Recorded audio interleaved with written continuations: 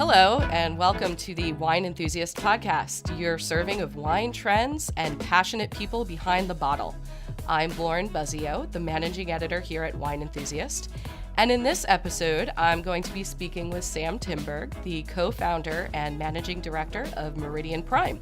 Meridian Prime is a U.S. importer that specializes in wines from South Africa. Did you know that South African Chenin Blanc is the greatest wine to be in your glass this summer?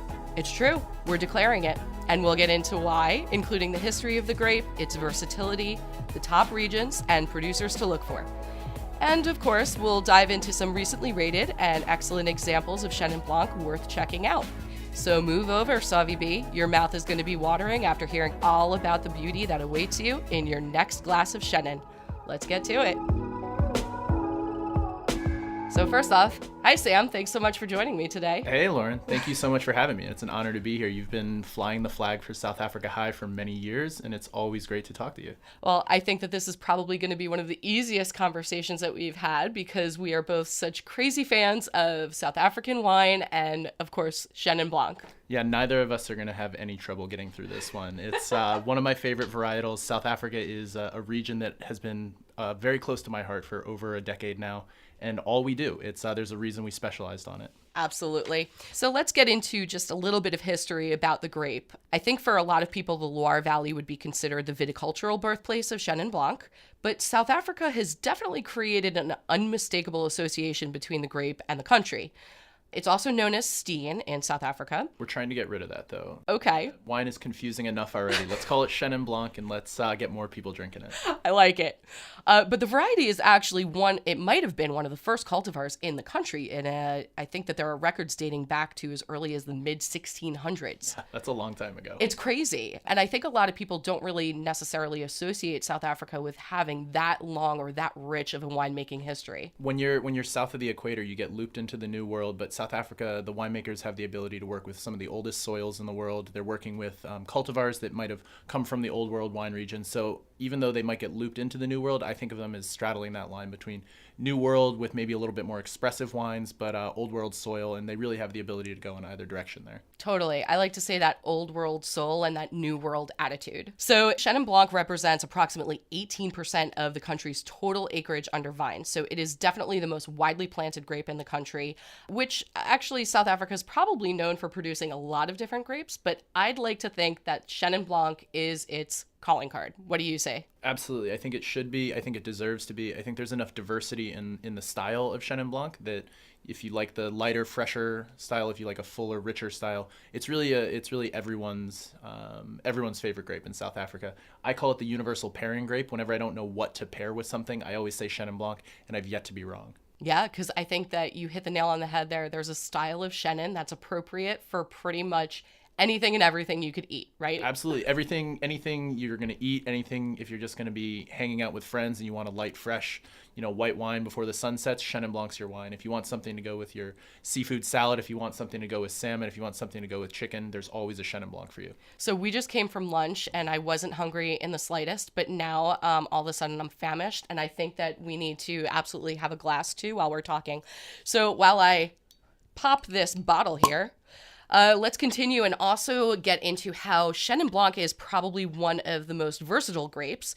It expresses its terroir really masterfully. So, for example, if you're talking about Chenin grown in granitic soils, it can contribute a linear, flinty characteristic, mineral characteristic, if you will. Whereas if you're talking about regions that are maybe more rich in clay in their soils, you're going to get maybe a little bit more rounder texture and riper fruit characteristics. I think that's one of the most fascinating things for me about Chenin is the different expressions that you can get from region to region. I think Chenin is, you're totally spot on with that. Chenin is a grape that tells you about where it came from. It tells you about the winemakers and the workers that have worked on the wines. And it really has a story to tell where a lot of wines, like Sauvignon Blanc to me, are formulaic sometimes. And they're not the wines that are going to be why I got into wine, why I'm passionate to tell the stories of where these wines come from and where they were grown and how they got into your glass. Right. And then beyond terroir, we already sort of touched on it a little bit, but we're going to touch upon it even more. Chenin is probably one of the most versatile grape varieties for production. as it could be made into such a wide assortment of styles, virtually all style types, except maybe red wine, of course. Not yet. We'll figure that one out. Not yet. Wait until they find the red Chenin. Chenin Rouge. I mean, there's red Semillon in South Africa, so we'll figure it out. There you go. Mutation abounds. But we're talking about from still, dry, sweet, sparkling, oaked, unoaked. I mean, it runs the veritable gamut of everything that you could want in a grape.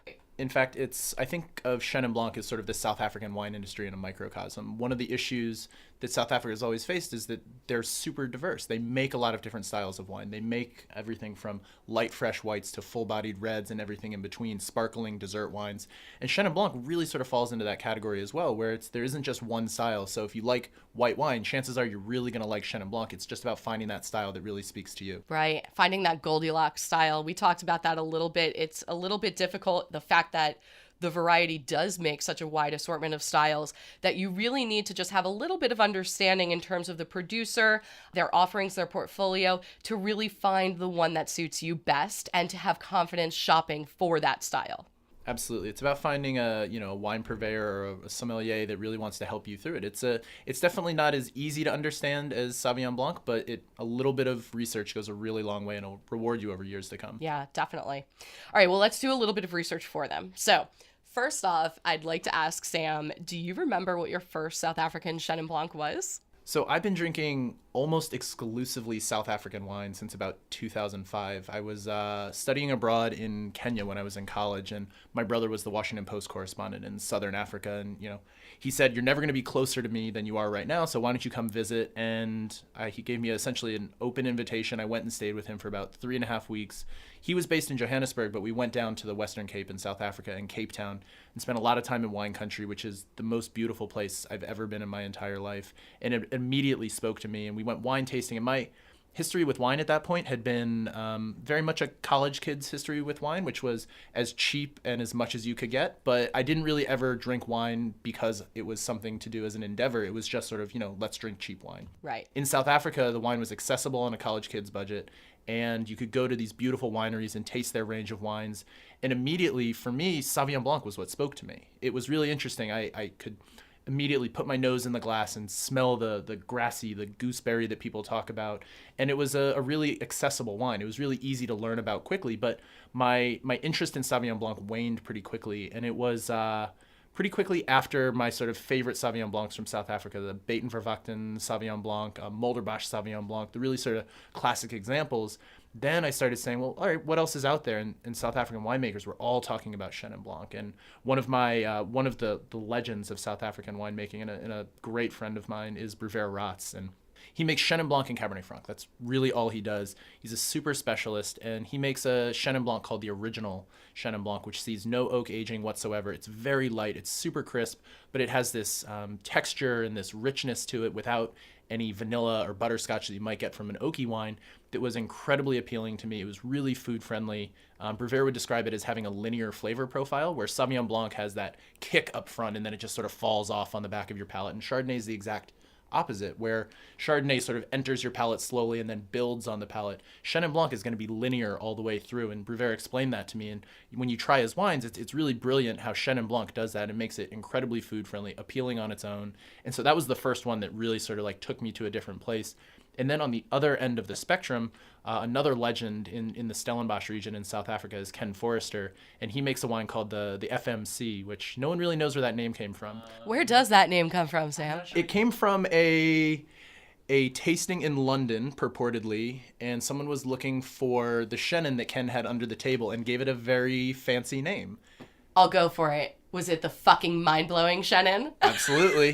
And it still is, and it was. The first time I had it, my mind was fucking blown. It was unbelievable. It's this incredibly rich and unctuous, but incredibly focused at the same time wine. It's a very heady, very it's hard to put into words, that wine. It's every time I've had it, it's an experience on its own. It's not the kind of wine you have to have with food. You almost want to. It's a showstopper. Yeah. And so it was really cool to try wines like Brewer's, original Chenin Blanc that was so light and fresh and wanted you to just sort of hang out and have a great time and be with friends. And then the FMC that's, all about just sort of, what can you do with this grape, and working with it in incredibly small very few barrels, and really just trying to, put as much as you can into one bottle.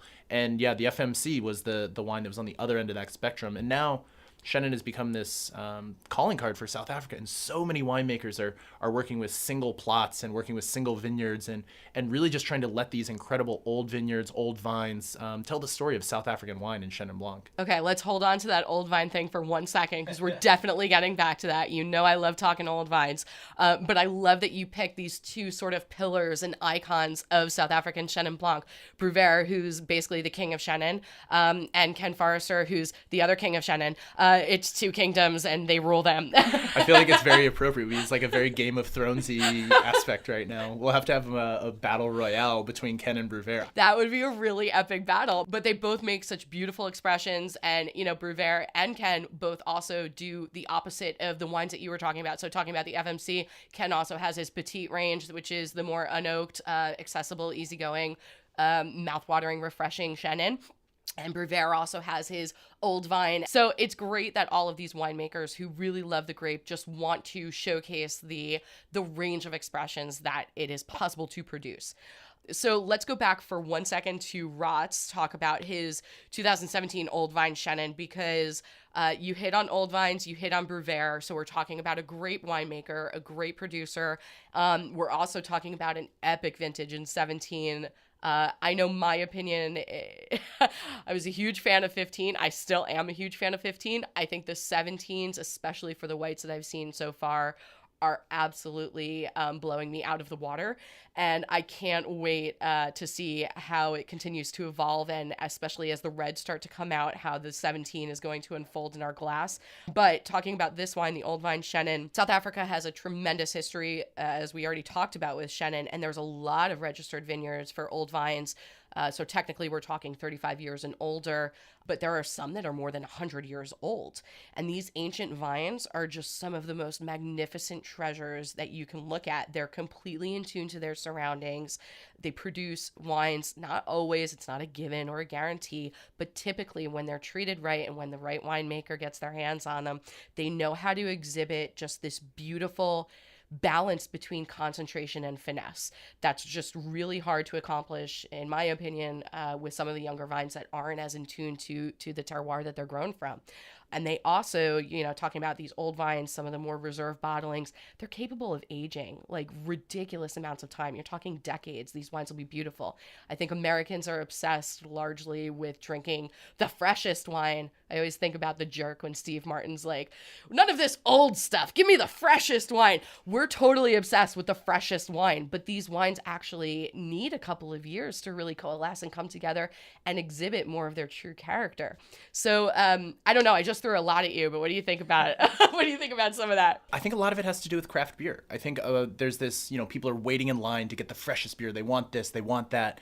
And wine is sort of in a similar way. Sauvignon Blanc's the exact same thing. You want to try the 2019. You want to get it as fresh as you possibly can. You want to take the bottle off the bottling line and chug it out of the bottle to see what that vintage is like. Sauvignon Blanc has almost become the white wine equivalent of Beaujolais Nouveau in a lot of ways, where it's, this is great, but they're not really meant to age. They're going to fall off in a couple of years. All that vibrancy isn't going to be there. But Chenin Blanc is, it doesn't do that. Chenin Blanc is great when it's fresh. It's really lovely, but the characteristics it takes on as it ages, it's going to shed a little bit of that primary fruit, a little bit of that tropical fruit, take on a little bit more of a nuttiness, a richness, have a little bit more elegance to it. It's going to become more food friendly, and it's a varietal that definitely benefits you if you're willing to put in the time. So if you're willing to learn about it, if you're willing to learn about producers, and if you're willing to let the bottles you've purchased age for a little bit, it's definitely the kind of, if you find a Chenin Blanc you really like, you should buy 2 or 3 bottles, because then you can see how it ages. Drink one that night, drink one the next year, drink one a couple years, and really you'll start to see that Chenin Blanc takes on these really lovely characteristics that I think Sauvignon Blanc doesn't at this point, and Sauvignon Blanc isn't really intended in that way. But Chenin Blanc inherently has this lovely balanced acidity. It's usually a little bit lower in alcohol, so they really do benefit from just a little bit of time in bottle. But like a lot of South African wines, they're great when they're young, but they definitely get better with age. Yeah, and I don't know if that really applies, though. We were talking to the different styles. I wouldn't necessarily say, hold on to your original for 5-10 years, although I'm sure it would actually hold up pretty well.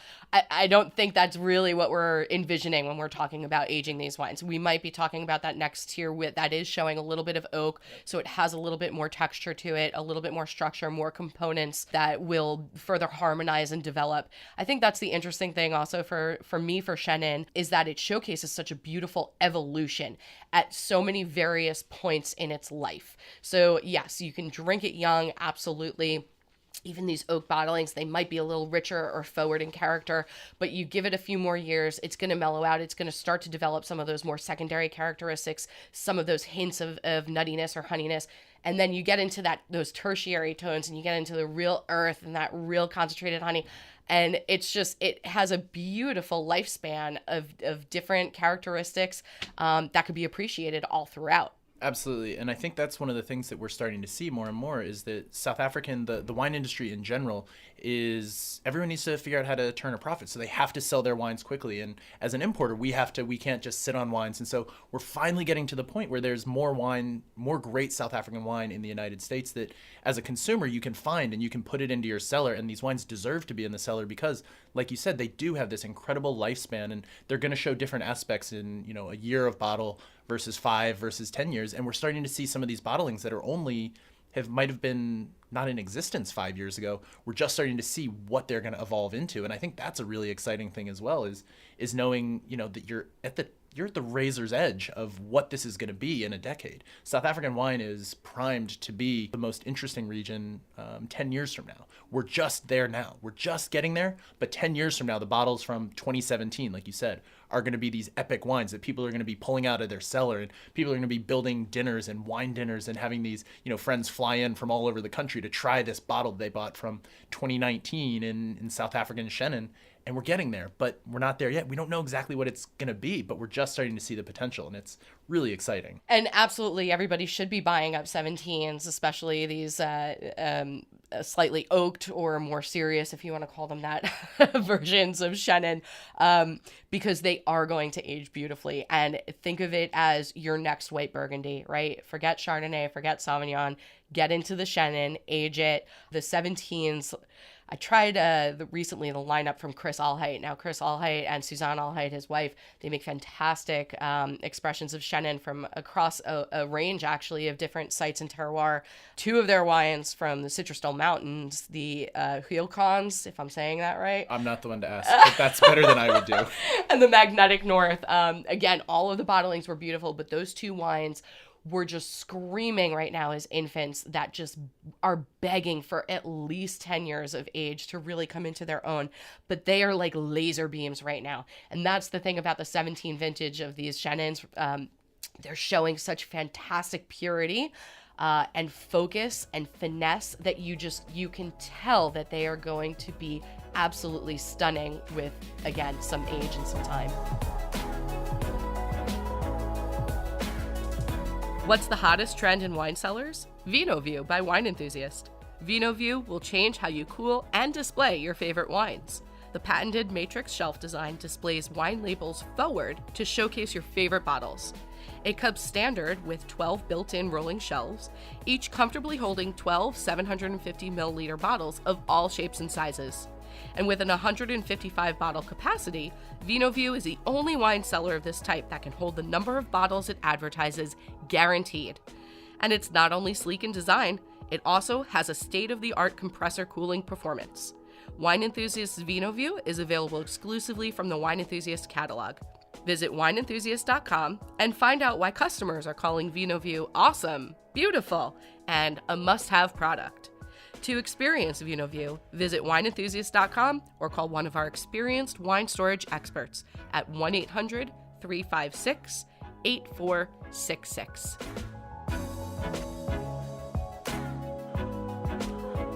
We talked about Rotz, we talked about Alheit single vineyards.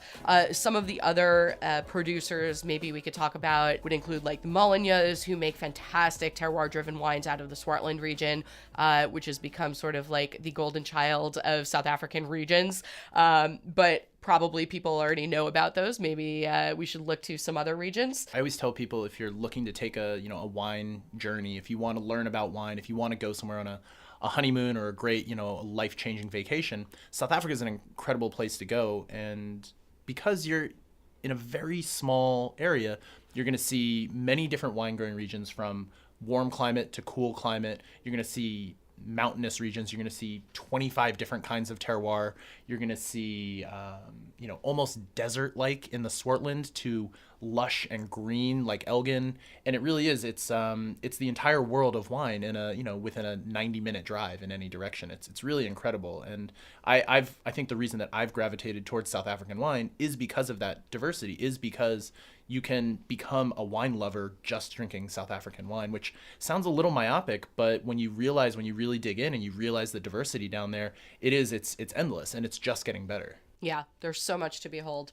So let's talk a little bit about the wine that we're drinking right now, which is actually Beaumont's 2017 Haute Marguerite Chenin Blanc. It comes from the Bot River region, which it's a ward in the Walker Bay district of the Cape South Coast region in the Western Cape. It's part of Walker Bay, which is typically known for Chardonnay and Pinot Noir, which is why I find this wine so interesting, because if you're talking about Bot River, it's actually better suited to Chenin over those other varieties, which are more prominent in the Hamel and Arda regions.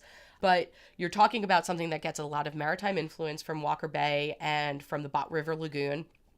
And it is really, really rich in fine bust because it's right next to the biosphere. So it has a ton of scrubland and wild vegetation and herbs that really influence the wine as well. The soils are Bakkeveld shale, so you're talking again about really mineral pristine expression. So I think this is a beautiful showcase of another, again, a very expressive, pristine focused Chenin.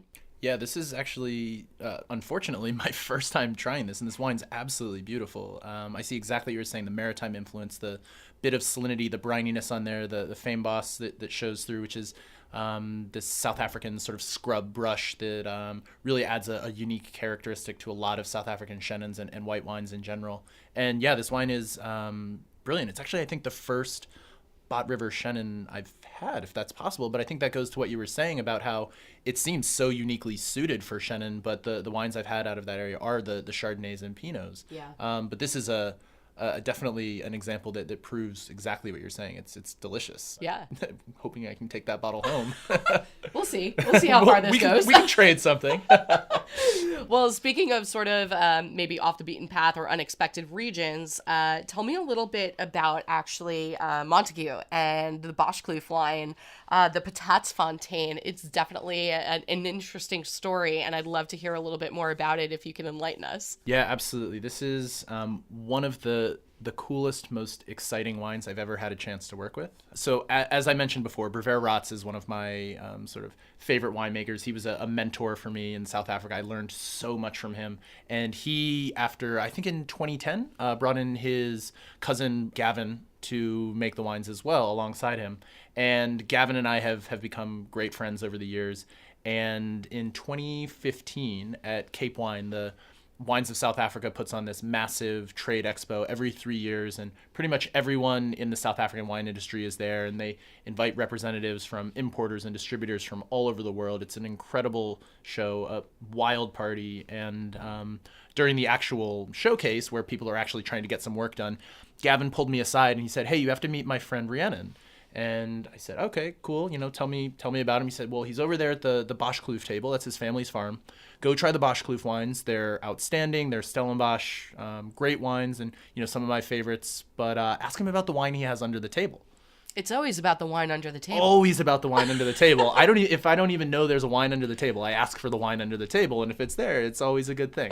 And so we go over. I walk up and I say, "Hey, Gavin said I should try your wines. I'm Sam," and he opened up his wines. We tried through the Boschkloof wines, and I was loving those, and I almost forgot to ask about the wine under the table. As I'm about to leave, I was like, "Oh, hey, hang on. Gavin said you have a wine under the table," and he had this like twinkle in his eye, and he goes, "Oh, the Patatsfontein," which has taken me about 3 years to figure out how to pronounce correctly. Patatsfontein, and it's this really brilliant unlike any other Chenin I've had from South Africa. So it's Karoo, slate, and shale, the kind of vineyard that you walk through and the soil like cracks under your feet. Yeah, it has that crunchiness to it.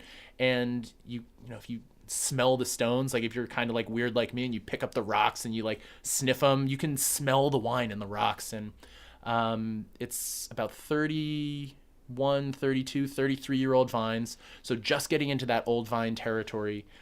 Super low yielding vines, and I mean a region that no one really would have thought would produce this world-class Chenin Blanc. But I think it's what's so cool about South Africa right now is that there are these you know, pearls hidden between, you know, all these vineyards, and you just don't, you know, until you get these, you know, wonderful winemakers that are traveling around and saying, hey, you know, maybe this one's cool, and really sort of dialing in and working on that specific site to showcase what it can do. Are you starting to realize that, you know, there's probably hundreds of vineyards out there like that? But Patat Fontaine is, like I said, nothing like I've ever tried from anywhere else in South Africa. It is a totally unique expression. I think it's about 1,200 bottle production. Wow. And I get as much as I possibly can, and unfortunately I have to sell it to some people instead of drinking it myself. You sell it all to me, right? I'm happy to. No, I mean, I tasted the 16 and it was beautiful. Very super textural wines. So definitely unique and, in my opinion, unlike a lot of other Chenins that people probably taste and that I generally taste. That texture you're talking about is really interesting. I think of Rhiannon. So I've always talked about him as a 3D winemaker. So winemakers will always talk about, well, this is what you'll taste on the wine. You know, you'll taste, you know, pears and pomegranate and this and that. And you'll smell this. You'll smell lychee. But Rhiannon, for him, there's always that third dimension. He wants to talk about what you're going to feel on the wine, and he wants to add that third dimension rather than using, you know, new oak barrel aging where you're going to add some wood tannin to the wine and you're going to add some, you know, maybe vanilla flavors. Rhiannon is all about adding texture through lees contact and really just trying to give the wine that third dimension without too much manipulation. So trying to be a real minimalist winemaker, but really trying to add his sort of idea of the texture without the oak barrel age. And it's interesting because it definitely comes across as a very complex and complete package, but without a sort of melange of fruit cocktail assortment, right? It's not all about those characteristics or the oak characteristics. It's really, as you say, a very complete textural package that's really hard to describe now that I'm talking about it and wanting to tell everybody what it's like. But I mean, you're talking about maybe like some bitter melon pith, a little bit of ginger root, some savory herbs. But again, it's with this really beautiful lasting impression on your palate and a textural weight with a simultaneous lift from that acidity and that minerality. It's a beautiful wine. And we just had the 17 at lunch, which is what you're bringing into market or in market right now. And man, going back to the 17 vintage, that is shining like a superstar. So while I haven't rated that yet, I have to say it was absolutely drinking beautifully and got to go find that. Yeah, 17 is, again, it's just 17 is, if you see a wine from 2017 from South Africa, get it. It's going to treat you really, really well. Let's close up talking about some of the styles that we haven't talked about, just to come full circle, talking about that versatility of the grape. So we talked about the fresh and fruity, the unoaked. We talked about the oaked. We talked about old vines and single vineyards. But we didn't hit on sparkling. No. I love sparkling Chenin. Definitely. And going back again to Ken Forrester, you're talking about he has a sparkle horse. Sparkle horse. Yeah. One of my colleagues is going to serve that at his wedding next month. Nice. Yeah, it's such a really fun bottling. Speaks to Ken's ethos as a Chenin freak. And one of my favorite, probably my favorite sparkling Chenin I've ever had. Really a lovely bottle of wine. Oh, it's one of those wines I'm always in a great mood when I drink, too. Totally. It's really hard to be in a down mood when you're having something so vibrant and bubbly. Called Sparkle Horse that has like a rainbow of a carousel horse. The carousel horse on it, the ribbons. No, it's just great. Okay, so if you're in a bad mood, go buy Sparkle Horse. Or if you want to be in a better mood, go buy Sparkle Horse. I know De Morganson actually makes a really nice Chenin MCC also. Yeah, De Morganson is one of my favorite producers in the Stellenbosch region. estate Chenin they make is brilliant. Their reserve Chenin called the Divas is out of control. And the MCC is really brilliant. They have a unique parcel of land, sort of higher elevation for Stellenbosch, so they get these nice cool nights. They're really able to develop the fruit beautifully, and it's everything they've done. They are really Chenin specialists, and definitely a little bit more on the fuller, richer, maybe a little bit more showy side. But gosh, they are brilliant wines. And again, also wines that show really great evolution and are certainly cellar worthy, ageable. Absolutely. I had one of their first bottled Chenins out of a Magnum when it was probably, I want to say 5 or 6 years old, and it was out of still, a Magnum. It had to have been like out of tank. It needed so much more time. Yeah. And it's really, there's so much potential for these wines to age. And I'm lucky. I drink a lot of great South African Chenin, but it's still like we're still waiting to see how far they can go. It's like you want to keep pushing the limit, and I haven't found any of these wines falling off yet. It just keeps really rewards the proper cellaring. And I think that's what's really amazing, is that we haven't figured out how far we can push it yet. And I think that's really true. Again, like using Chenin as a microcosm for the South African industry, we don't know how far it can go. It really is. The potential is there. And every year it seems to be getting better, and the wines seem to be getting more consistent. And the diversity in styles seems to be getting broader, but it's not getting tired yet. It's just like there's still so much discovery going on. And I think, the future is very bright. The future is very bright, but the present is where we're at. And the present is what we need to do now is pick up all the 17s that we could find, right? Coming out of this great vintage. If you see any 15s lying around, and if you see 16s or 18s, South Africa is where it's at right now. There you go.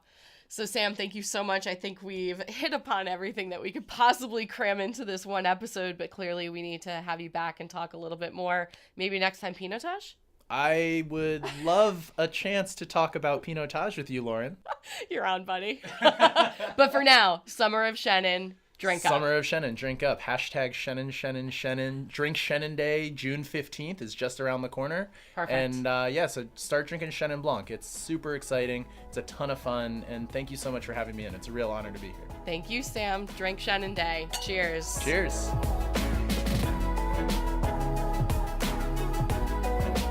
Thanks for listening to this episode of the Wine Enthusiast podcast. We definitely talked about a lot of regions, producers, and wines today, all waiting to be enjoyed by you.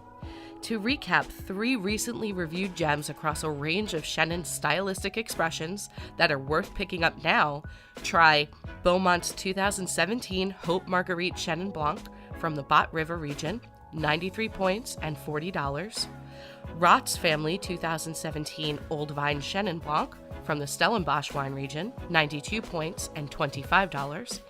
And Boschkloof's 2016 Patatsfontein from Montague, 90 points and $60, with the 2017 review coming soon. Beyond those 3, be sure to check out additional Chenin Blanc ratings and reviews, including other producers we mentioned like Alheit, De Morganson, Ken Forrester, and Mullanya, all available for free at winemag.com. Subscribe to the Wine Enthusiast podcast on iTunes, Google Play, or wherever you find podcasts. If you liked today's episode, we'd love to read your review and comment. And why not tell your wine-loving friends to check us out too? For more reviews, recipes, guides, and stories, visit Wine Enthusiast online at winemag.com. The Wine Enthusiast podcast is produced by Marina Vitage and Jenny Groza. Until next episode, cheers.